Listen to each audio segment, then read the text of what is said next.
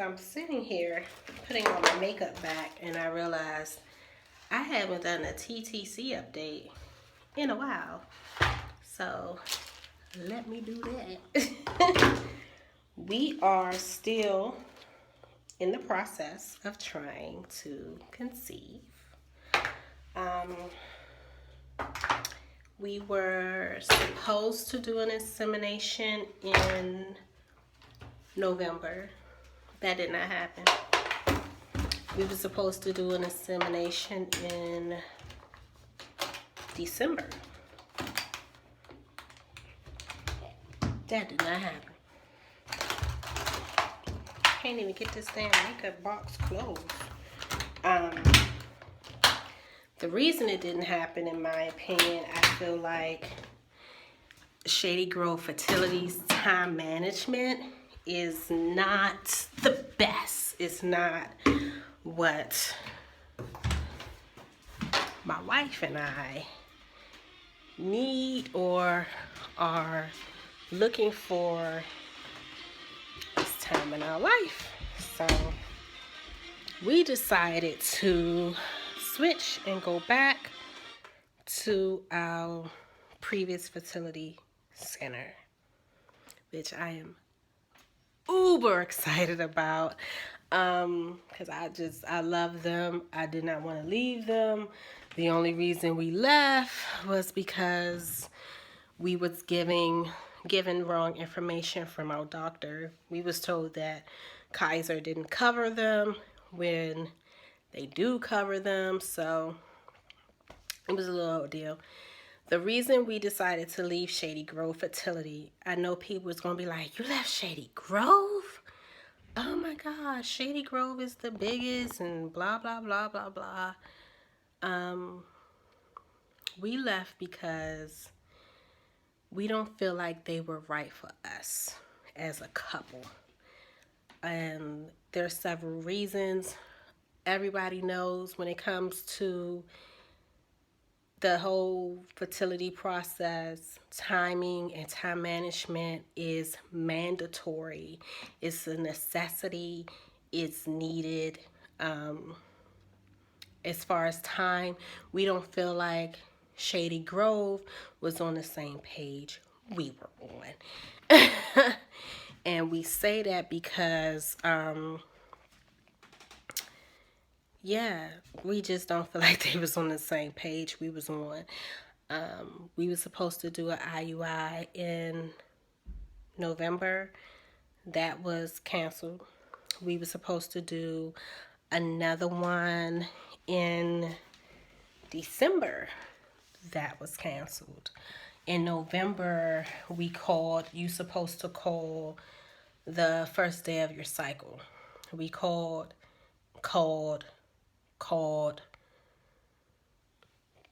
some more. No answer at all. We left messages, no return calls. Finally, day 9 of our cycle, we finally got a call back from the receptionist, and she said, oh, you need to call your nurse directly. And we like, okay, but why weren't we told that, And we called the nurse, and there was no answer again. The receptionist said, oh, it's best to email her. We emailed her. We finally got a call back from the nurse day 17.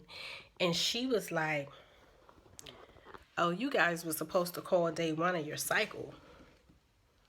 We did call day 1 of our cycle. What do you mean? And she said, well, I don't know what happened, but we're going to have to wait till next month. Okay. A week later, she called us and tells us that all of the tests that both my wife and I had, because even though we're a same-sex couple, your spouse has to take some tests too, like HIV, I think hepatitis, a whole bunch of stuff. And she said they didn't have it. And I said, well, we took that stuff already. You already told us once before that you didn't have it, so we end up taking it again. And I'm anemic, and my vitamin D is low, so keep giving blood like that. It's not healthy for me. And she said, well, we don't have it. So I went to my insurance, which is Kaiser, My doctor said, yeah, we sent it over. Here's the proof. And then Shady Grove called us like a week later. So I'm oh, we have it. Come December, the same fucking thing happened.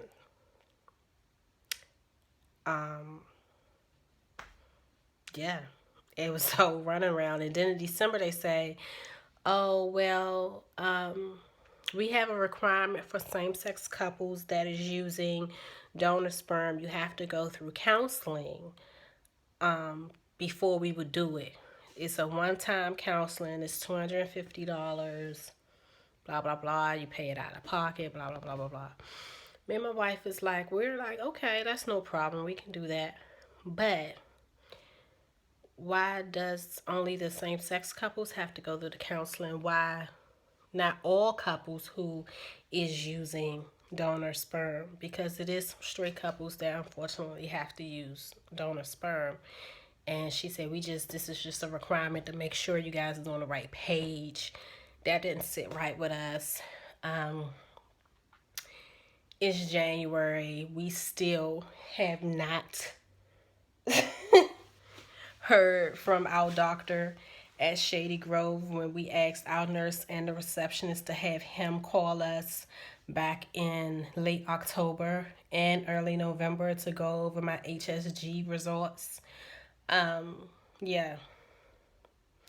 I reached out to my previous fertility center to see if we can return and go there. I think I called them,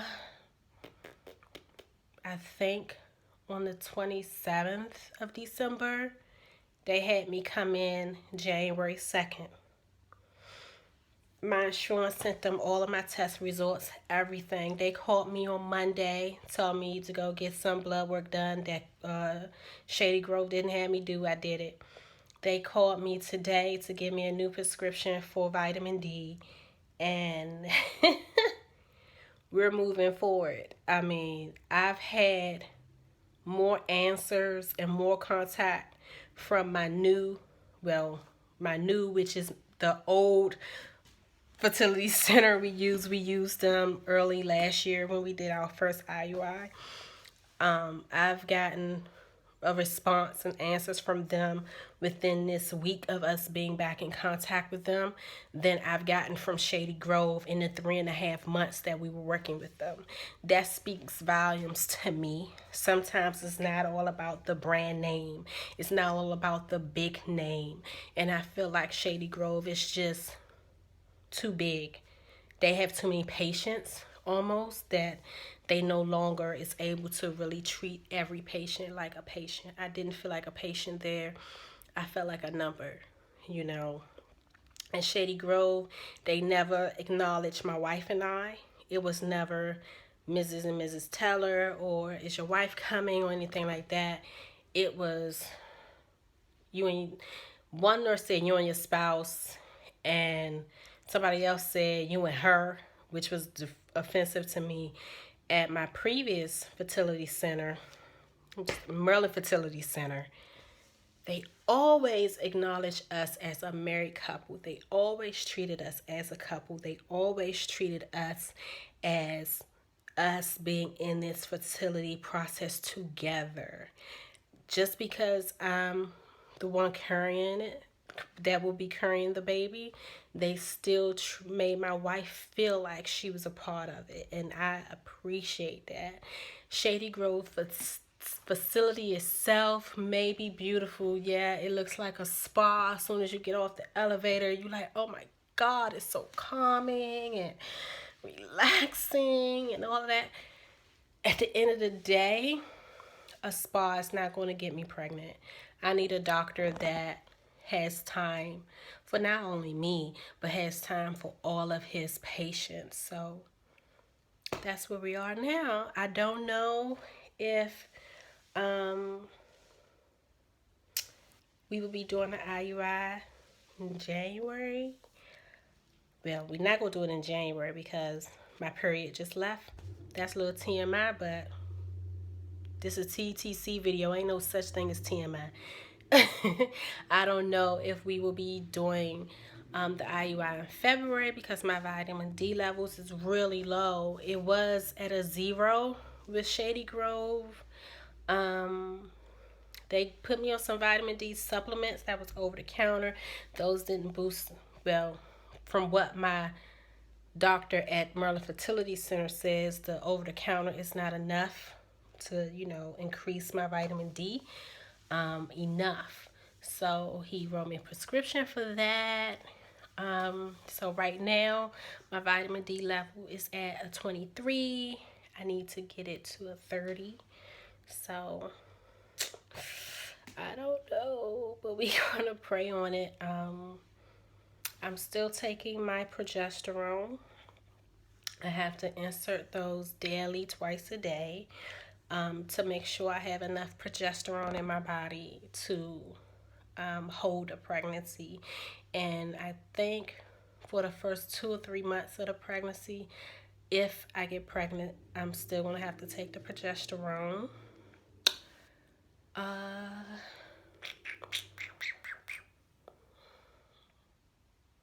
think that's about it. Yeah. But before I go, what I will like to say is just because a clinic says they're okay with the LGBT community, just because it's legal for us to be married in every state now, don't think that it's going to be accepted by everybody in every state because I don't know if it was an issue because of our sexuality or what, but some of the people at Shady Grove made me feel some type of way and some of the people didn't. It may just been the location that I went to, but just be prepared. And if you're not comfortable somewhere, don't stay somewhere because you're not comfortable, because that who your insurance suggests. You have to go somewhere where you're comfortable. You have to get treated where you're comfortable. You have to have 100% clear mind when going through this process. If you don't, I can guarantee you it's not going to work. I feel like that's part of the reason our first IUI didn't work. So that's it. Till next time.